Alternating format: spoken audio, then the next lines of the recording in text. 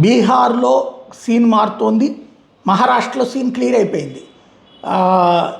అధికార పక్షం డిఫరెంట్, ప్రతిపక్షం తరపున ఒకే ఒక్క రాజ్యసభ వస్తుంది, అది కూడా కాంగ్రెస్ పార్టీ, ఎన్సీపీ, శరద్ పవార్, అట్లాగే ఉద్ధవ్ థాకరే వాళ్ళ శివసేన కలిసి ఆదిత్య థాకరే ప్రియాంక చతుర్వేది పేరుని సిఫార్సు చేశాడు. కాంగ్రెస్ పార్టీ కూడా అలా, అందుకే తను వేరే పేరు చెప్పుకుని వచ్చింది.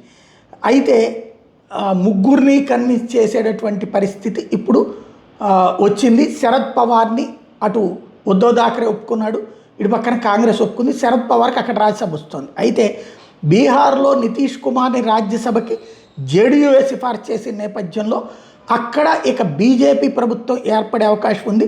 సమ్రాట్ చౌదరి బీహార్ ముఖ్యమంత్రి అయ్యే అవకాశం ఉంది. అలాగే నితీష్ కుమార్ కొడుకుని ఉప ముఖ్యమంత్రిగా చేసే అవకాశం ఉంది. పాప నితీష్ కుమార్ని తనని ఆయన వారసుడుగా చేస్తాడని మన పీకే గారు ప్రిపేర్ అయ్యారు, ప్రశాంత్ కిషోర్ గారు.